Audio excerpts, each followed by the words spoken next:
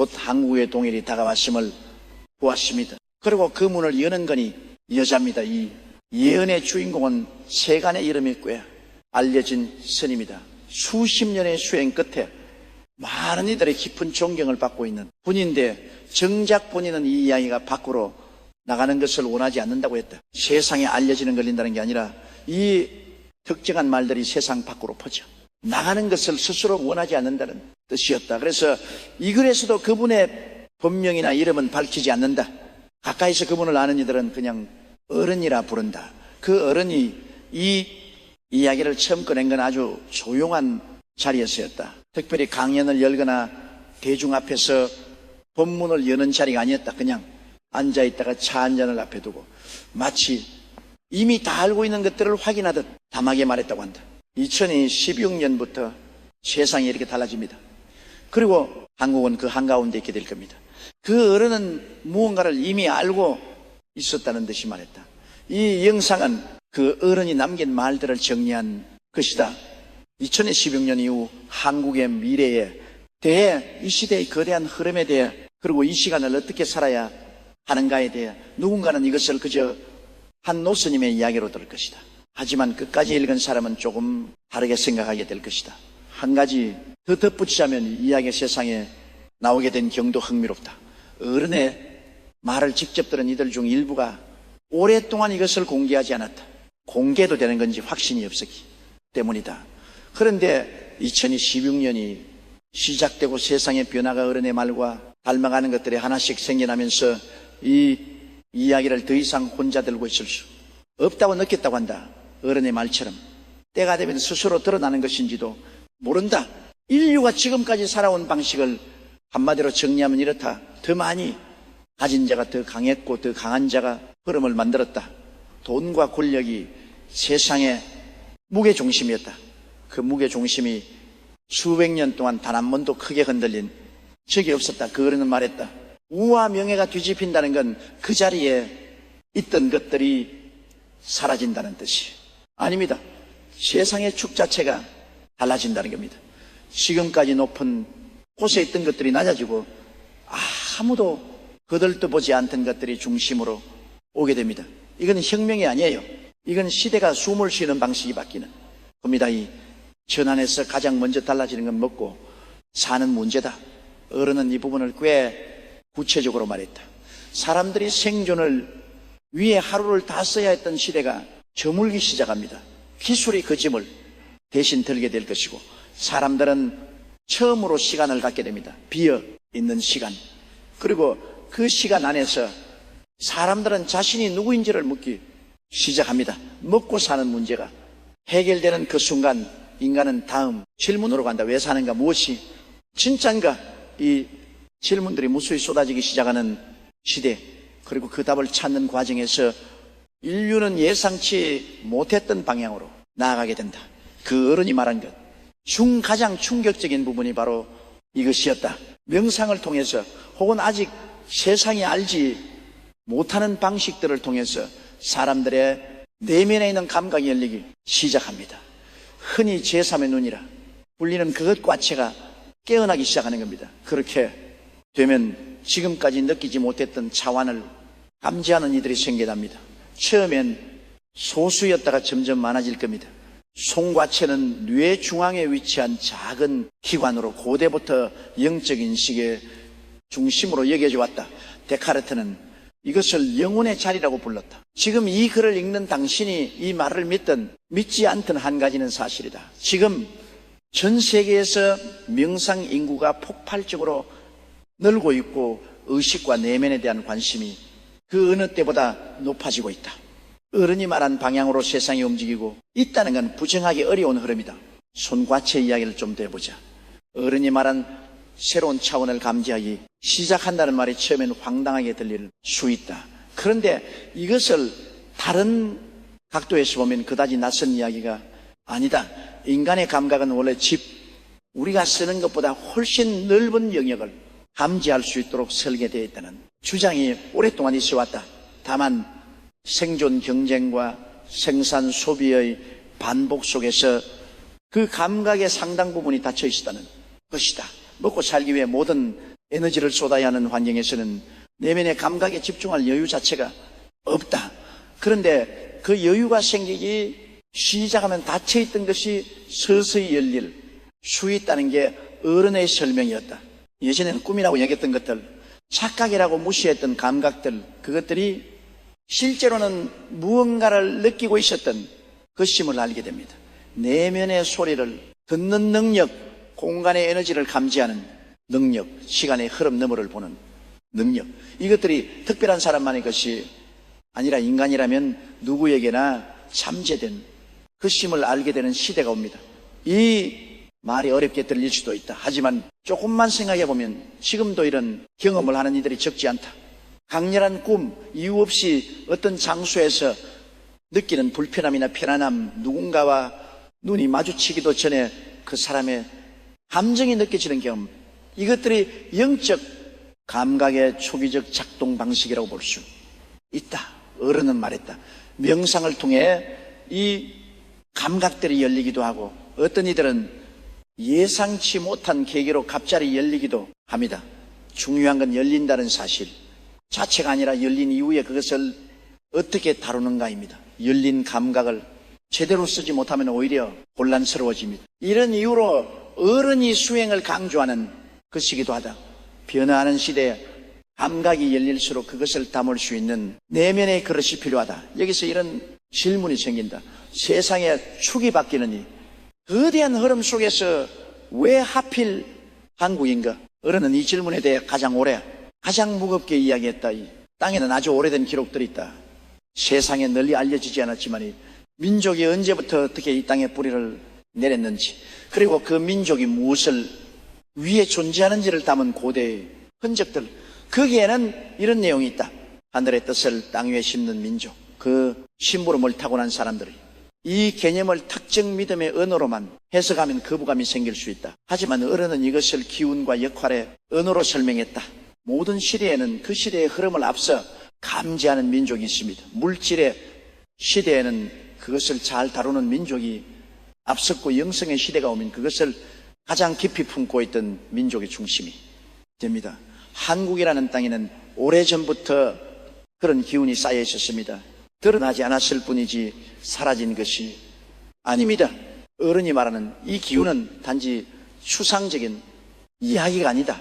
세계에서 유독이 작은 나라에서 반도체가 발달한 것, 컨텐츠와 드라마가 언어의 장벽을 넘어 전 세계를 관통하는 것, 이 민족 특유의 정의 문화가 국경을 넘어 사람들의 마음에 닿는 것, 이것들이 우연이 아니라는 거다. 분쟁보다 화합을 먼저 택하는 기질, 상대를 끌어내려는 성질이 이 민족 간에 DNA처럼 새겨진 것들이 있습니다. 그것이 물질의 시대에는 약점처럼 보였을 수 있습니다. 하지만 앞으로 오는 시대에는 그것이 가장 강한 무기가 됩니다. 불교에서 업은 과거의 행위가 현재와 미래를 영향을 미치는 원리다. 민족 단위의 업도 존재한다고 보는 시각이 있다. 오랜 세월이 땅이 쌓아온 것들이 지금 이 시기에 하나의 힘으로 발현된다는 것이 어른의 설명이었다. 26년은 그 모든 것이 한꺼번에 어우러지는 시작점이다. 수백 년간 눌려 있던 이 땅의 기운, 쌓아온 문화의 힘, 한국인들이 태초부터 지녀온 역할, 그 모든 것이 이 시기를 기점으로 하나의 방향을 향해 폭발하듯 움직이기 시작한다. 세상이 영성의 시대로 넘어갈수록 한국이라는 나라의 존재감은 지금과는 전혀 다른 방식으로 커지게 된다. 어른이 조용히 덧쳤다. 이걸 자랑스럽게 여길 일은 아닙니다. 역할이 있다는 건 그 역할을 해야 한다는 뜻입니다. 자각 없이는 아무것도 되지 않아요. 어른은 한국의 정의라는 개념을 이야기했다. 전 세계에서 이 개념을 한 단어로 번역할 수 없는 언어가 없다고도 했다.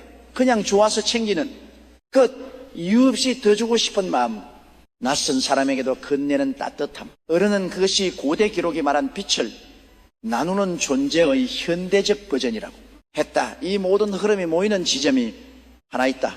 어른이 가장 처음에 던진 그 말로 돌아오게 된다. 2031년이 땅은 하나가 됩니다. 오랫동안 나뉘어 있더니 땅이 하나의 흐름 안에 들어오게 된다는 것. 수십 년간 수많은 정치인들이 시도했고 수많은 논의가 있었지만 끝내 이루어지지 않았던 것. 어른은 그것이 2031년에 이루어진다고 했다. 힘으로 되는 게 아닙니다. 제도로 되는 것도 아니에요. 시대의 기운이 무릎이고요. 열리는 문입니다. 2031년은 그 문이 열리기에 충분한 기운이 모이는 해입니다. 그리고 그 문을 여는 인물에 대해 어른은 특이한 방식으로 설명했다. 그 지도자는 처음부터 지도자처럼 보이지 않는 사람이라고 했다. 정치적 야망을 드러내는 방식으로 올라온 인물이 아니라는 것이다. 그리고 또 하나 그 인물은 여자다. 그분은 스스로도 한동안 자신이 그런 역할을 하게 될 거라고 생각하지 못했을 겁니다. 시대가 그 사람을 선택하는 방식이라는 게 원래 그렇습니다.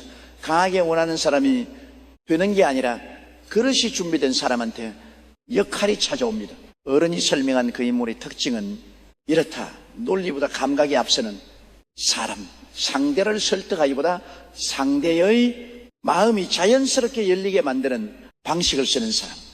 어떤 이들은 그를 처음 보고 나서 저 사람 말이 맞는 것 같다보다 저 사람 앞에 있으면 마음이 편해진다는 말을 먼저 한다고 했다. 그리고 그 인물의 내면에는 오래된 것을 소중히 여기는 감각이 있다. 화려한 방식이 아니라 뿌리를 붙드는 방식. 그분이 가진 가장 큰 힘은 그분 자신의 능력이 아닙니다. 그분의 시대적 역할이 거기까지 준비되어 있다는 것입니다. 그 사람이 나타나는 것 자체가 하나의 신호입니다. 어른은 이 이야기를 마친 후 한동안 말이 없었다고 했다. 그 침묵이 오히려 더 많은 것을 말해주는 것 같다고 그 자리에 있었다니까 전했다. 어른은 한국의 이야기를 하면서 일본에 대해서도 말했다. 그것도 꽤 길게 이 부분은 자극적으로 들릴 수 있다는 걸 먼저 밝혀둔다. 어른의 말은 어느 나라를 편매하거나 조롱하는 방식이 아니었다. 오히려 담했다. 마치 계절이 바뀌는 걸 설명하는 것처럼 일본은 지금까지의 시대를 아주 잘 탔습니다. 물질의 시대, 기술의 시대, 정밀함이 힘이 되던 시대, 그 흐름에 가장 잘 맞는 기질을 가진 민족이었습니다. 그래서 그 시대 안에서 눈부신 성취를 이뤘습니다. 그것은 인정해야 합니다. 어른은 여기서 잠깐 멈췄다고 했다. 그런데 앞으로 오는 시대는 다른 원리로 돌아갑니다. 영성의 시대, 연결의 시대, 열린 마음이 힘이 되는 시대. 그 흐름에서는 오히려 지금까지 쌓아온 것들이 무거운 짐이 되는 경우가 있습니다. 어른이 설명한 것은 이런 바, 업의 문제였다. 한민족이 오랜 세월 동안 어떤 방식으로 세상과 관계를 맺어왔는지, 그리고 그 방식이 남긴 흔적이 어떻게 작동하는가. 이것은 특정 사건이나 역사적 잘잘못의 문제가 아니라 훨씬 더 깊은 차원에서 작동하는 원리라고 어른은 말했다. 일본의 땅 자체에 쌓인 기운이 임계에 가까워지고 있습니다. 이것은 인위적으로 조정할 수 있는 것이 아닙니다. 땅이 말을 하는 방식은 그게 두 가지입니다. 서서히 쇠퇴하거나 아니면 한 번에 터지거나 이어서 어른이 말한 그것은 수년 안에 일본의 큰 자연 현상이 일어날 것이라는 내용이었다. 단순한 지진이나 해일의 수준이 아니라 지형 자체의 변화가 생기는 수준의 그 세상의 지도가 조금 달라지는 일, 그 여파는 이 땅에도 작게나마 닿습니다. 무시할 수 없는 수준은 아니지만 분명히 느껴지는 수준의 영향입니다. 한국 사람들이 미리 알아야 하는 이유가 여기 있습니다. 준비가 된 사람과 되지 않은 사람의 차이는 그 순간에 극명하게 드러납니다. 직이란 땅이 가진 고유한 에너지와 기운을 뜻하는 개념이다. 오랫동안 동아시아의 수행 전통에서는 인간과 땅의 기운이 서로 영향을 주고받는다고 보았다. 세상의 어떤 흐름도 혼자서만 일어나지 않는다. 한 곳이 줄어들면 다른 곳이 차오른다.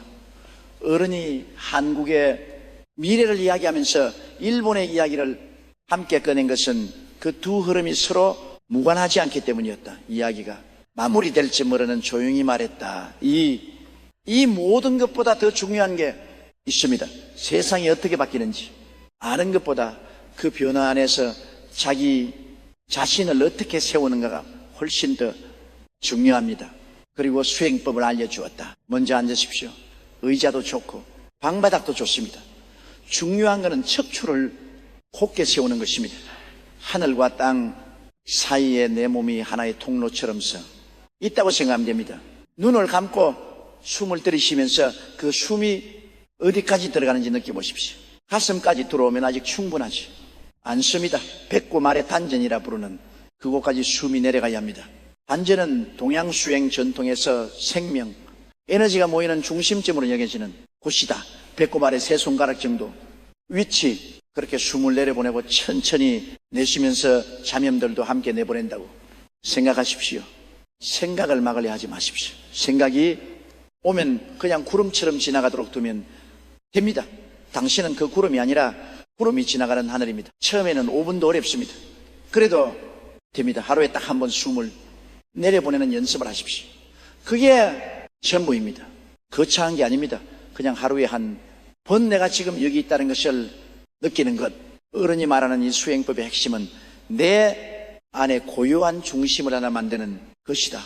세상이 빠르게 바뀌고 흔들리는 것들이 많아지는 시대일수록 내 안에 흔들리지 않는 한 지점이 필요하다. 그것이 없으면 세상의 변화에 끌려다닌다. 그것이 있으면 변화를 보면서도 중심을 잃지 않는다. 홍과체가 열린다는 것도, 영성의 시대가 온다는 것도 결국은 안에서 시작됩니다. 밖에서 어떤 일이 일어나기를 기다리는 사람과 안에서 먼저 준비하는 사람, 그 차이가 이 시대에는 아주 크게 납니다. 마지막으로 어른은 이렇게 말했다. 세상이 바뀌는 속도보다 내가 바뀌는 속도가 빠르면 됩니다. 그게 수행입니다. 그게 이 시대를 사는 방법입니다. 이 말이 전부였다. 더 화려한 것도 더 복잡한 것도 없었다. 하지만 이상하게 말이 가장 오래 남는다고 했다. 스님이 예언한 2016년 이후 한국의 미래는 어떤 면에서 굉장히 낯설게 들린다. 지금까지 우리가 미래라는 단어에서 떠올리던 것과 방향이 다르다. 더 강한 무기, 더 큰 경제력, 더 많은 자원이 아니라 더 깊은 내면, 더 열린 감각, 더 연결된 마음, 이 방향으로 세상이 기울기 시작한다는 것. 어른의 말을 처음 들었을 때 많은 이들이 미심쩍게 했다. 그런데 그 어른은 정확히 그 지점을 짚었다. 사람들이 변화를 알아채는 건 항상 늦습니다. 이미 깊이 들어왔을 때 비로소 세상이 바뀌었구나라고 느낍니다. 하지만은 알아채는 시점이 중요한 게 아닙니다. 그 흐름 안에서 어디에서 있는가가 중요합니다. 지금 이 글을 읽는 2022년 3월 세상은 이미 조용히 달라지고 있다. 한국의 미래가 어느 방향으로 가고 있는지, 이 시대의 거대한 전환이 어떤 의미인지 어른이 남긴 말들은 그 방향의 나침반이 될 수 있다. 그것을 믿는 것보다 더 중요한 것은 자신의 안에서 그것이 맞는지 아닌지를 느껴보는 것이다. 수행이란 그렇게 시작된다. 한국의 미래가 밝다고 해서 가만히 있어도 된다는 뜻이 아닙니다. 씨앗이 있어도 물을 주지 않으면 자라지 않아요. 한국인들 개개인이 자신 안에 있는 것을 깨워나가는 것, 그것이 쌓여야 그 흐름이 실제가 됩니다. 이 마리 어른이 전하려 했던 말의 핵심일지도 모른다. 한국 미래, 예언이라는 거창한 이야기의 끝에는 결국 지금 이 자리에서 수만 번 제대로 내려보내는 것, 그게 시작이라는 것. 어른의 이름은 끝내 밝히지 않는다. 중요한 건 그 말이 지금 이 시대에 어떤 의미를 가지는가다. 이 글이 닿아야 할 사람에게 닿기를 바란다. 그리고 이 시대에 당신이 자신의 중심을 찾기를 바란다. 그것이 어른의 말이 이 세상에 나온 이유일